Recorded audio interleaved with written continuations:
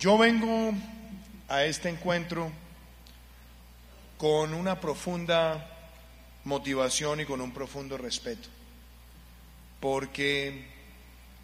la industria de los hidrocarburos ha sido vital en la historia de desarrollo de nuestro país. No querer aceptarlo, no querer verlo y no querer valorarlo sería desconocer la historia misma de Colombia, toda vez que este año estamos recordando no solamente el ímpetu que tuvo el presidente Marco Fidel Suárez para avanzar en lo que fue el primer pozo que tuvo nuestro país, sino también ver cómo 40 años antes de ese hito en la historia económica de Colombia, el entonces presidente Rafael Núñez le escribía una carta a su amigo Andrés Gonzaga, quien había conocido en la ciudad de Liverpool, y le preguntaba que cuál era el camino para que en Colombia encontráramos el oro negro, mucho más reconociendo que otros países de América Latina ya habían avanzado en esa dirección y que, como lo decía el propio presidente Núñez, gran conocedor de la hacienda pública, de la posibilidad de tener lo que él llamaba el oro negro, estaba también la transición hacia una mayor industrialización del país. Por eso, estar hoy conmemorando esa historia me lleva a mí a plantear interrogantes y a plantear visiones que han estado presentes en los ojos de los expertos por muchos años. ¿Quién puede negar en la historia de la humanidad, como lo plantearía Daniel Yergin en su famoso libro The Price, que el petróleo transformó económicamente al mundo? Lo transformó por muchísimas razones. Lo transformó porque cambió para siempre la velocidad, la forma y la estructura del transporte marítimo, conectando continentes. Lo transformó porque el ingenio de Carl Benz o de Henry Ford no hubiera podido convertirse en la industria que conectó comunidades, que permitió el desarrollo de los suburbios, que cambió la estructura de la movilidad urbana. Y además, cuando muchos pensaban que el crecimiento de la población mundial se iba a ver afectado de manera estructural por la carencia de alimentos para poder abastecer ese crecimiento poblacional, fue la participación de la petroquímica la que permitió cambiar para siempre el desarrollo agroindustrial del planeta. Todos hitos que han sido bien recogidos por quienes han estudiado a fondo a esta industria. Pero no solamente es allí donde hay reflexiones. El gran desarrollo industrial del planeta para la construcción, la producción de materiales indispensables para enfrentar muchos avatares del clima, la posibilidad de desarrollar esquemas productivos en las confecciones, pasaron por la capacidad de transformar los hidrocarburos en el proceso petroquímico en insumos difíciles de sustituir. Aún quienes quieren seguir perpetuando una voz de pesimismo y no una voz de reconversión, difícilmente encuentran respuestas a estos interrogantes. Me parece muy importante entonces reconocer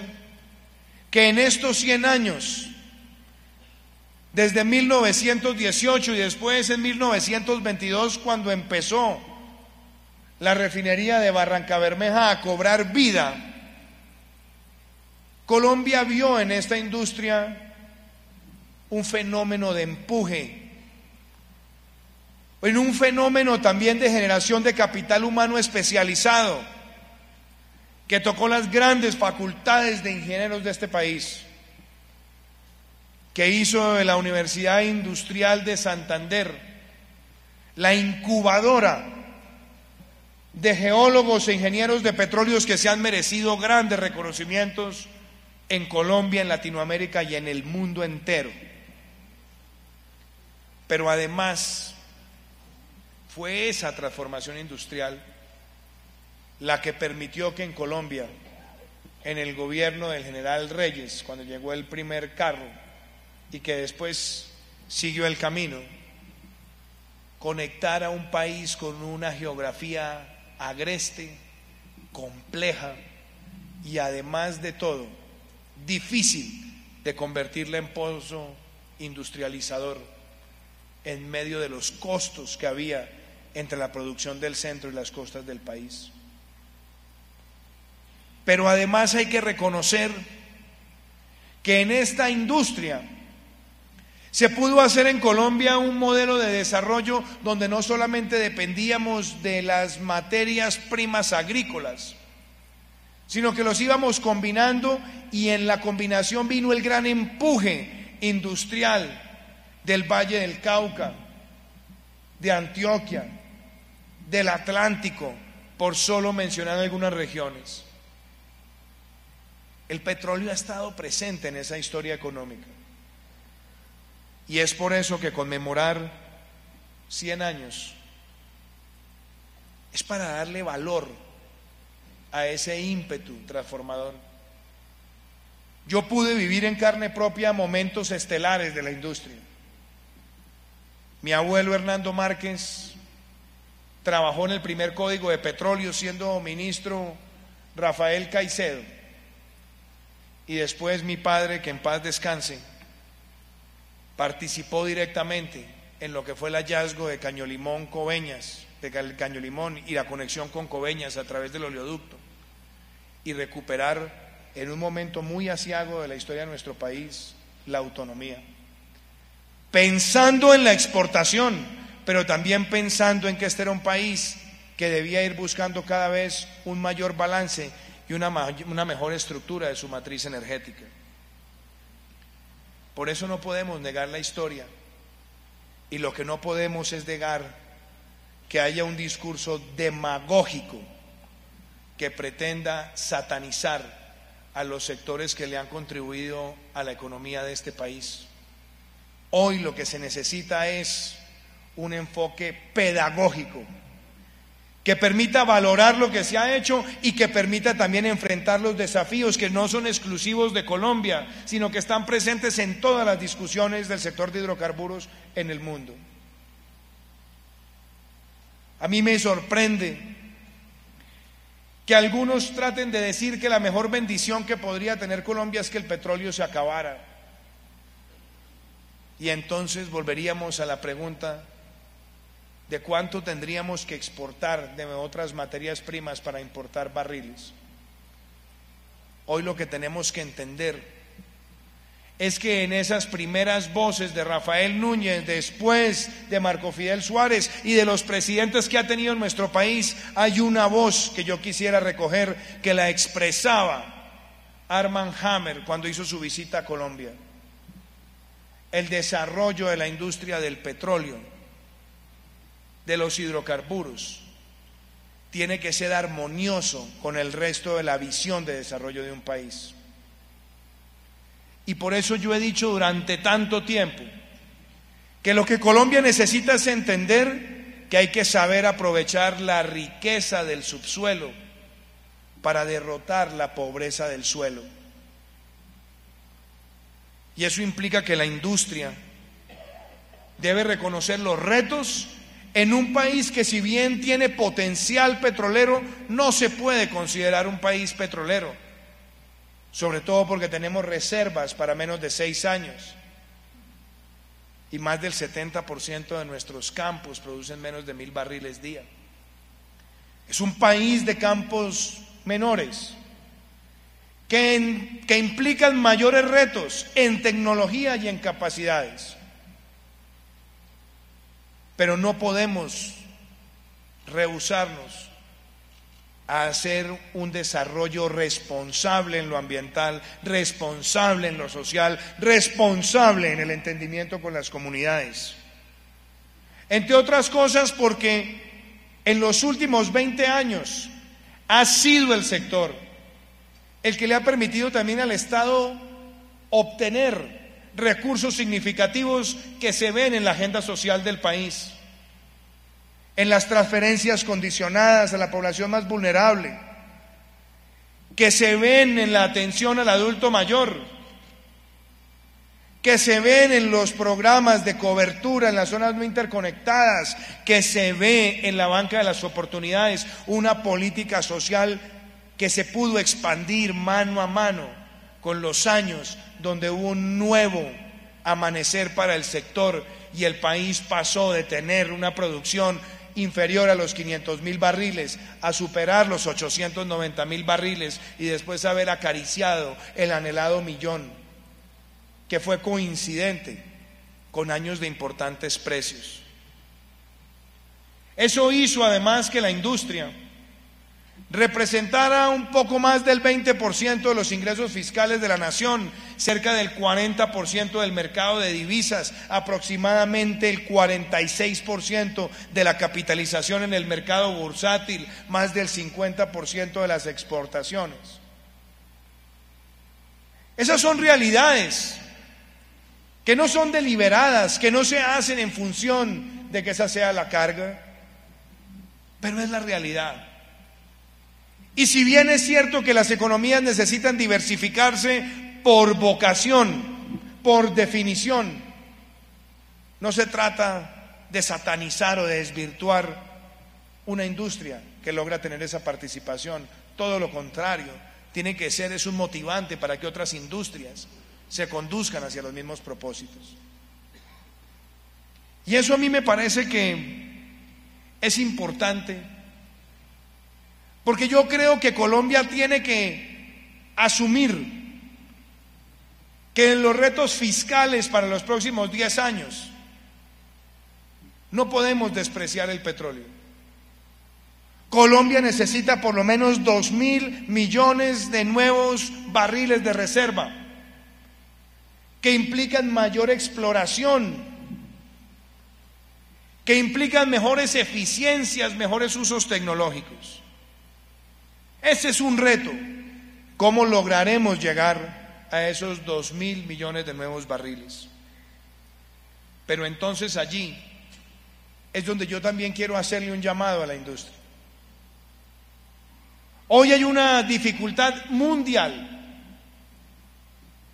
que viene consigo con las comunidades, porque las comunidades cada vez exigen más. Las comunidades quieren ver prosperidad donde está dándose la exploración y la explotación. Las comunidades quieren ver más bienes públicos. Las comunidades quieren ser cada vez más partícipes de esta agenda de desarrollo, y eso también implica que la armonía de la industria con las comunidades y con los países se base en la premisa que yo he venido ampliándole al pueblo colombiano en la deliberación continua, que es producir conservando, conservar produciendo. Colombia ha cometido errores en los últimos años, y los errores se ven cuando las regiones productoras se sienten que han perdido participación, y entonces viene un rechazo intrínseco del recurso y le pasan la factura a la industria y no a las decisiones de administración. Por eso es urgente que el país logre conciliar que hay que darle más recursos a las regiones productoras sin afectar la distribución, que también trae beneficios a las regiones apartadas del país, que si bien no tienen el recurso, necesitan de los recursos de las regalías para cerrar brechas. Pero también se necesita conciliar urgentemente el garantizar que los recursos se inviertan bien y produzcan bienestar y no terminen siendo dilapidados en proyectos de ocasión que corresponden más al estado de ánimo que a las necesidades estructurales de las regiones del país. Allí también tenemos ese compromiso como gobierno. Y claro, está también el gran objetivo del costa afuera. El objetivo de poder llegar a esas aguas profundas con los mejores estándares y posicionar a Colombia en el manejo de esas tecnologías, que ya han tenido avances importantes en la regulación, sobre todo en el marco tributario, pero que necesitan también ver y aprender de las regulaciones de otros países, entre los que se pueden situar o citar Australia o Costa de Marfil, para aprender de sus errores y de sus aciertos y no repetirlos, y mejorar además el lenguaje del costa afuera para todo lo que tiene que ver con la provisión de servicios desde las zonas costeras, que puede ser un gran transformador de la zona caribe colombiana. Desde luego tenemos que ampliar los servicios y las tecnologías de recobros mejorados. Y tenemos que afrontar los debates que están presentes no en Colombia, en el mundo entero, con respecto a los no convencionales. Y hay que hacerlos con una vocación de debate profundo, científico, riguroso, no ideologizado, pero donde esté presente lo ambiental, donde esté presente lo sectorial, y que en ese debate entendamos la urgente necesidad siempre de proteger los ecosistemas complejos, las fuentes de agua, y buscar el balance justo que han logrado otros países. Por eso la misión que se adelanta hay que mirarla sin sospecha, con confianza, con el deseo de que pongan sobre la mesa cada una de las preocupaciones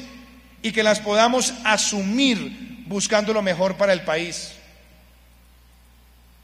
Y Colombia ha mostrado que es una nación resiliente. Colombia ha mostrado que el sector es capaz de reinventarse y de mejorar continuamente su relacionamiento con lo ambiental y con lo social, y quiero hacer hoy un reconocimiento a Ecopetrol, a la empresa colombiana de petróleos, a su presidente Felipe Bayón, porque mostró la empresa que en las adversidades es cuando sale la pujanza del pueblo colombiano, y es capaz de en pocos años hacer, a través de las decisiones administrativas y las decisiones científicas y operacionales, que la empresa tenga un nuevo resurgir que se ve representada en la valoración que tiene para los millones de accionistas. Ese aplauso se lo merece Ecopetrol, y creo que todos debemos dárselo en esta tarde.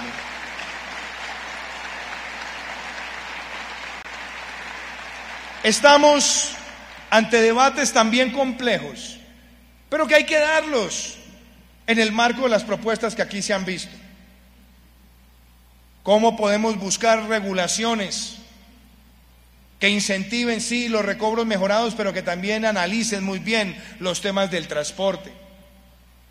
Que vayamos acondicionando a nuestro país para las volatilidades que van a estar presentes hoy más que nunca en los próximos años, en lo que tiene que ver con lo que ustedes llaman técnicamente los lifting costs. Todo este tipo de reflexiones se van a dar con un gobierno que lo que busca es transparencia en las reglas de juego, en un gobierno que lo que busca un marco regulatorio que valore el papel de la industria y al mismo tiempo concilie las mejores bondades de la industria para permitir el avance en lo ambiental y en lo social. Sin duda la reforma de las regalías tiene que ser un camino para ganar confianza en las regiones productoras y seguir buscando también la valoración y el apoyo de las regiones no productoras de Colombia. Pero también debemos explorar mecanismos. Muchas comunidades se sienten a veces temerosas, llenas de dudas, porque desde el momento en el que llega la inversión hasta el momento donde empieza a recibir los beneficios, pasan ciclos muy largos, y es en esos ciclos largos donde aprovechan algunos para alimentar la desazón generalizada. Por eso es tan importante identificar instrumentos donde la industria pueda anticipar beneficios para las comunidades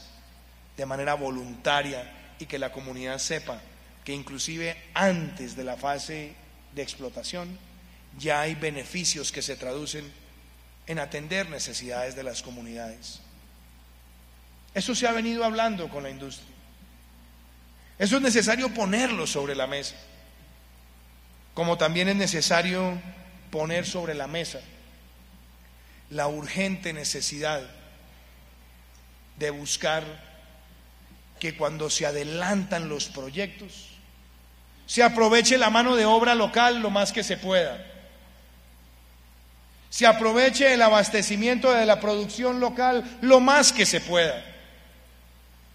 Yo oigo esos reclamos en muchos lugares del país, en otros no, porque la industria se ha ido adaptando a eso. Lo que deberíamos es homogenizar esa forma de relacionamiento económico para que las comunidades también valoren lo que se está haciendo y no dejarlo simplemente a proveedores ocasionales de servicios cuando se está por fuera de los campamentos. Eso se puede hacer y ustedes ya lo hacen en muchos lugares del mundo y lo hacen en lugares del territorio colombiano. Y yo quiero decirles que en la reflexión más grande sobre el futuro de la industria, lo que nosotros tenemos que valorar es la revolución tecnológica constante,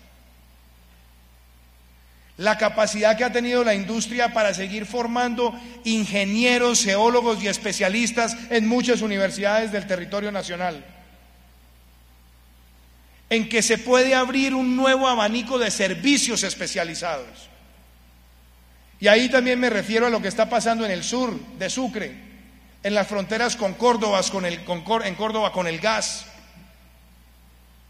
Y también sea esta la oportunidad para plantear que necesitamos también que la industria se una a una exigencia que de tiempo atrás Colombia ha venido olvidando, y es que Venezuela le cumpla a Colombia con los suministros de gas desde Majayura hasta Ballena, que llevan 6 años engañando al pueblo colombiano después de que el gobierno pasado se quedó en silencio y en mutismo frente a ese oprobio que no tiene perdón de Dios. Yo espero que la regasificación en lugares del país también se dé, por urgencias quizás, pero yo lo que quiero es que este sector siga siendo el vehículo para el desarrollo energético del país, pero no solo, porque yo coincido también con la aproximación que ha planteado aquí la ministra y que la vengo diciendo hace mucho tiempo. Se trata que el sector se mantenga fuerte, pero se trata también que Colombia diversifique su matriz energética, que esta matriz logre combinar la energía convencional con las energías renovables no convencionales, donde tengamos una mayor participación eólica y fotovoltaica en el país. Y celebro además que Ecopetrol esté dando un ejemplo, ampliando para su autoconsumo la formulación de parques eólicos en el país, y sé que hay otros miembros de la industria que están haciendo lo propio. 100 años no se pueden tirar a borda. 100 años no pueden dejar que las voces que celebran el fin de una actividad productiva simplemente por ideologización traigan un detrimento para el bienestar del pueblo colombiano. Yo invito a que esta industria, como lo ha hecho siempre, siga en esta constante reinvención, siga en este constante cambio, siga apelando a las mejores prácticas, y así como lo hizo hace 100 años, sea capaz de ganarse siempre el corazón de las regiones donde hay un pozo. El reto que tenemos desde el Estado es mantener las condiciones propicias y mantenerlas sin sesgos, pero propicias para todo el que quiera desarrollar un sector responsablemente. Esto no se trata de un Estado que solamente es entusiasta con un sector y no con otros. No, aquí somos entusiastas con un país que cree en el emprendimiento, micro, pequeño, mediano y grande, y en cualquier sector cuando se hace responsablemente. Así como no puede ser el Estado el que esté con un dedo escogiendo sectores, tampoco puede ser el Estado con un dedo persiguiendo a sectores que le han servido al país. Lo que tiene que hacer el Estado es ayudar todos los días a que se pueda conciliar ese hecho de producir conservando y conservar produciendo. De manera que yo espero que estas palabras para conmemorar este centenario sirvan para que haya claridad en quienes quieren invertir en el país,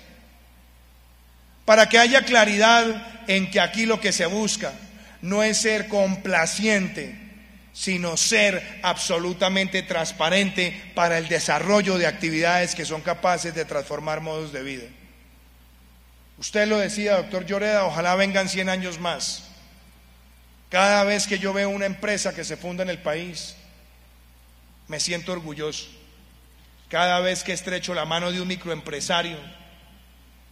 que empieza un negocio con la visión de ser cada vez más grande, que empieza como una familiempresa y después se convierte en una multinacional familiar, vemos lo que somos los colombianos, un país capaz de encontrar riqueza, de generar riqueza, de multiplicar riqueza, cuando jalamos todos hacia el mismo objetivo. Hace 100 años Marco Fidel Suárez, cuando envió un telegrama referente, en ese momento era un Marconi, como se le decía, él planteaba que la llegada de ese yacimiento, del cual se ha hablado tanto el día de hoy, era una oportunidad para que Colombia